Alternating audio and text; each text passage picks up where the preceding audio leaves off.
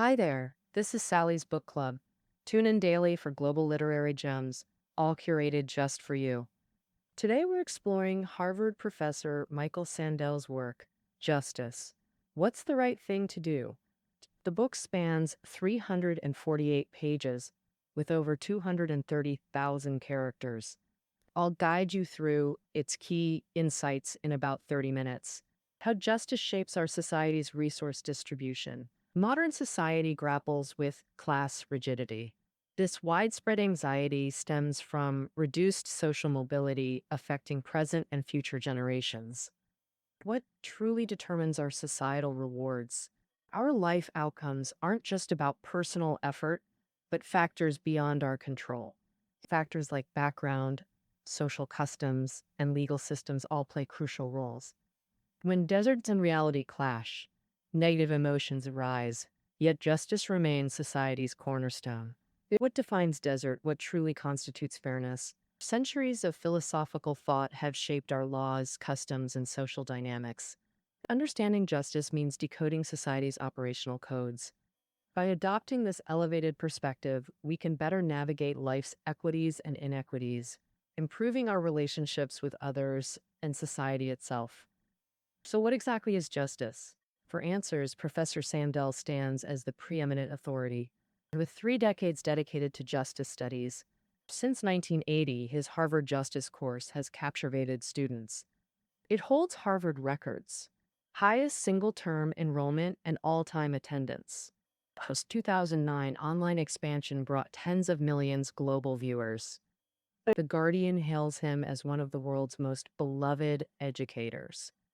Professor Sandler published the essence of this course in the book we're discussing today, Justice, What's the Right Thing to Do?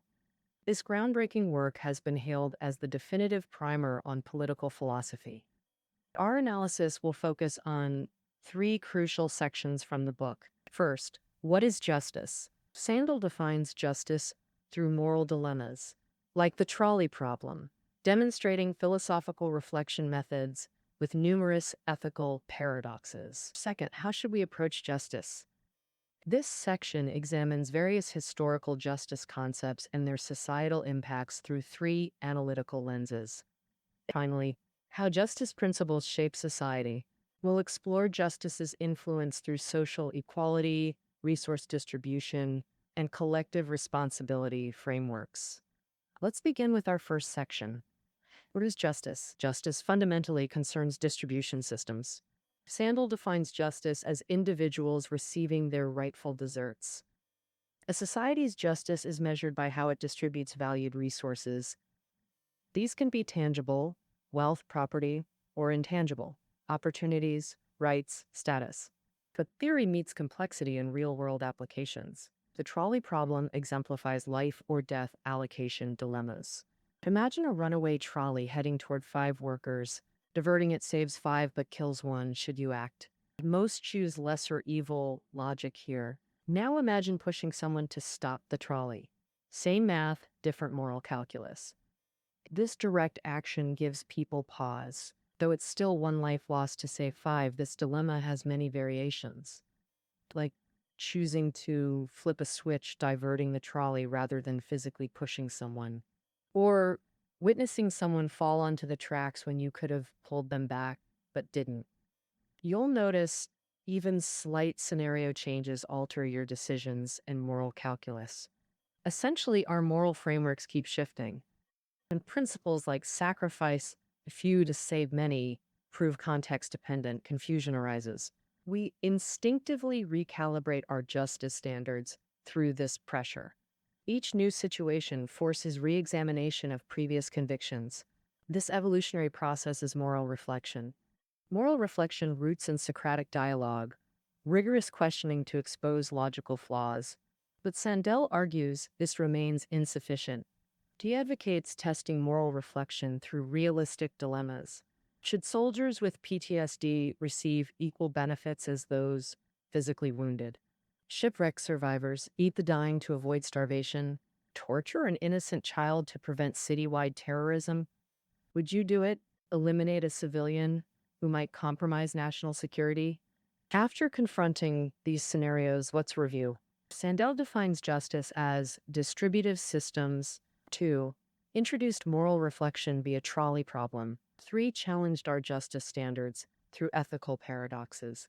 Now to our second section, approaching justice.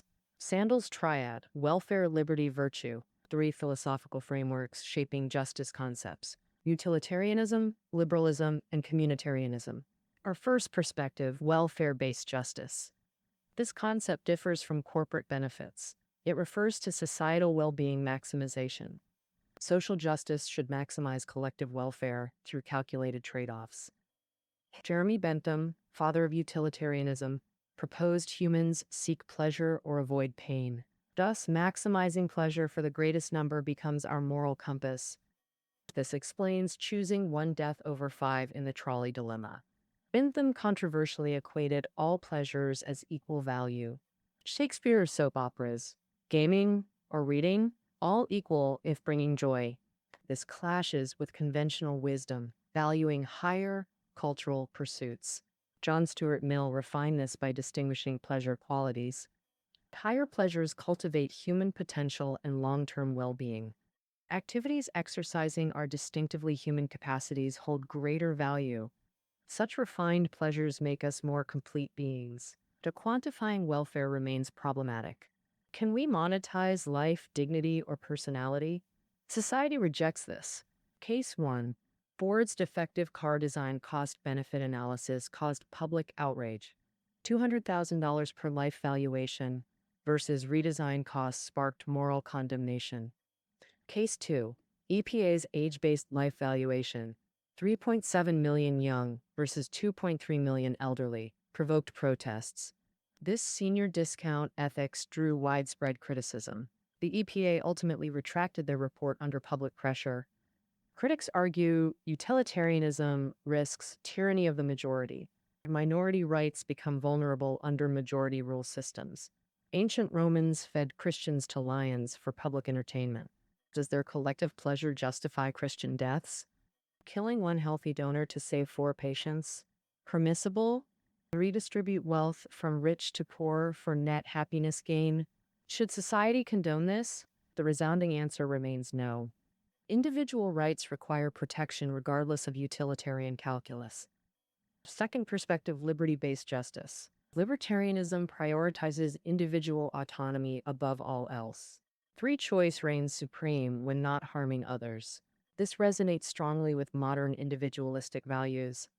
Leave me alone mentality rejects governmental or moral constraints. Voluntary exchanges and free markets define fairness.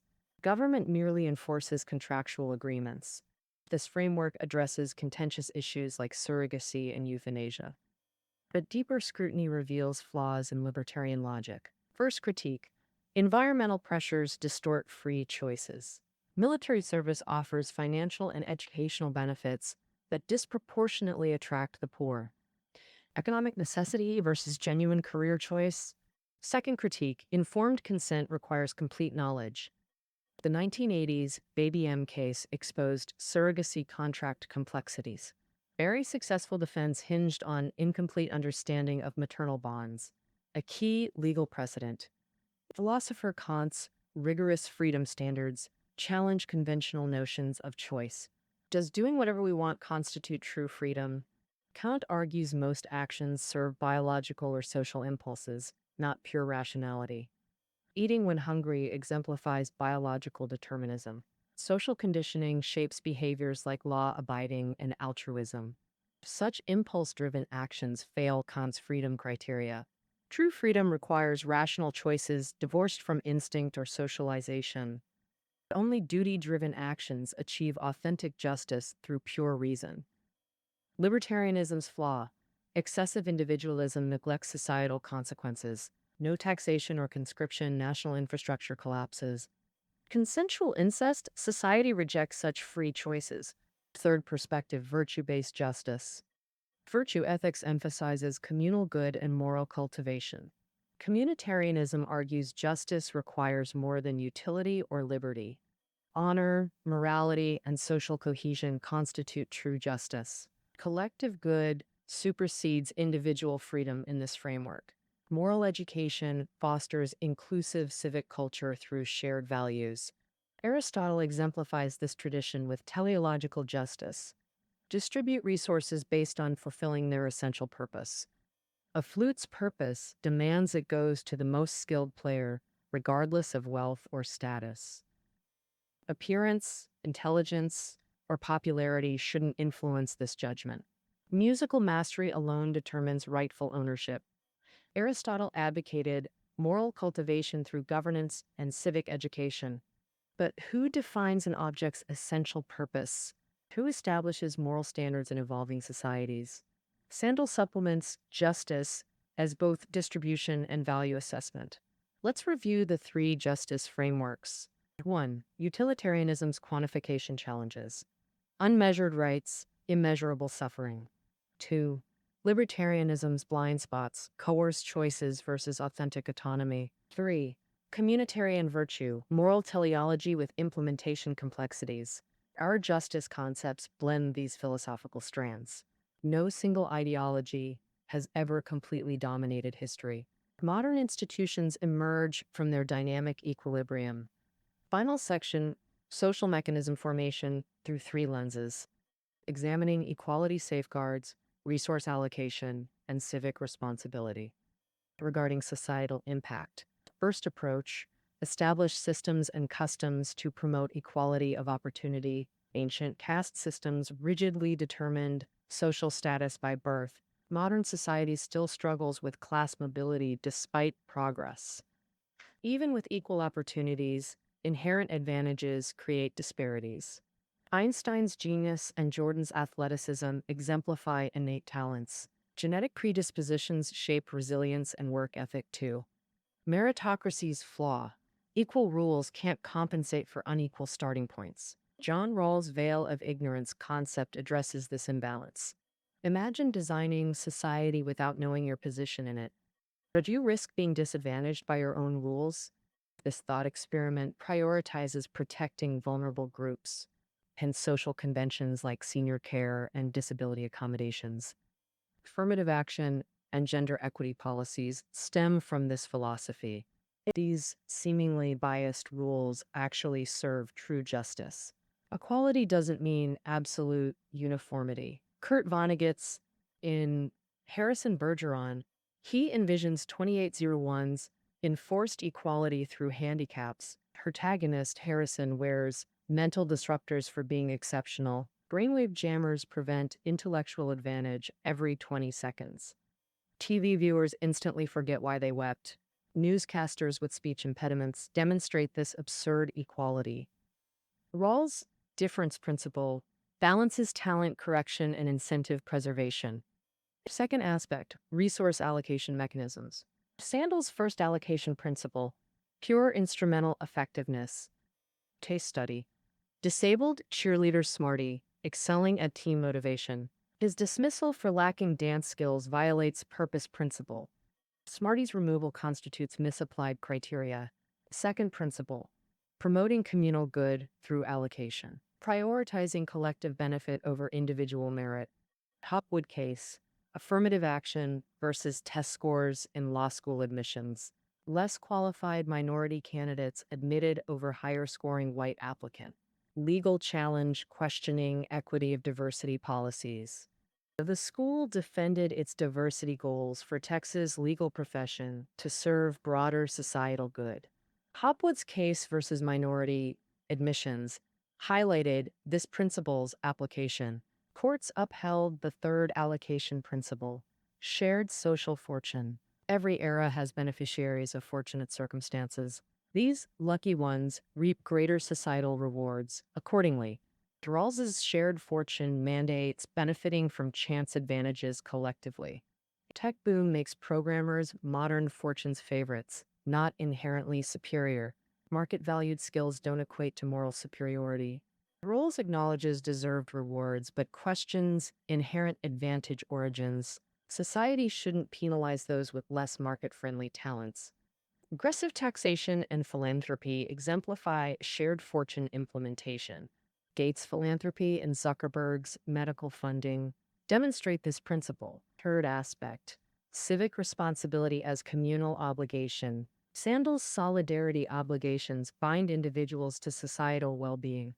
McIntyre's romanticized view, we're narrative beings shaped by community. Our social DNA begins with inherited cultural contexts. Interconnectedness forms the bedrock of moral responsibility. Beyond voluntary duties lies inherent societal stewardship. Collective obligation becomes moral imperative in communitarian view. These responsibilities encompass family protection, national solidarity, and rectifying historical wrongs. They represent timeless communal bonds transcending geography. Our social DNA binds us inextricably to collective context. Inherited obligations exist independent of individual consent. Moral conflicts arise when duties collide. Family loyalty versus national duty. Which takes precedence? Case 1. Massachusetts Senate President William Berg refused to aid police arresting his criminal brother. Public outrage forced his resignation despite legal immunity. Case 2. Theodore Kaczynski's brother David lived with guilt after turning in the Unabomber. Society's moral expectations create complex dilemmas. Is patriotism virtue or collective bias? Does honesty supersede other moral codes? Is solidarity just tribal favoritism? Debates focus on prioritization, not obligation itself. 3 societal impacts of justice theory summarized. 1. Systemic compensation for disadvantaged starting points. 2. Resource allocation through purpose, common good, and fortune sharing. 3. Inherent civic responsibilities binding community members. Justice remains perpetual societal work in progress. Rawls's reminder. Contingent factors perpetually challenge fairness. Both innate and environmental randomness breed inequities. Continuous institutional refinement moves us toward true justice. Societal flaws don't excuse inaction. True justice lies in addressing inequities. Justice manifests through our response to unfairness. So, how should justice guide our actions? Having covered the book's essence, let's recap. First, justice as distributive system with dual aspects. 1. Fair allocation. 2. Proper valuation of resources. 3. Philosophical frameworks. Welfare, liberty, virtue. Utilitarianism, maximizing collective happiness. Libertarianism, championing personal autonomy. Communitarianism, pursuing shared moral good. Implementation through equality safeguards, resource protocols, civic duty. Leveling playing fields through systemic compensation. Shared responsibility binds community members. Conflicting perspectives create justice paradoxes. Elevated understanding helps navigate social complexities. Congratulations on completing this intellectual journey. Full notes available below.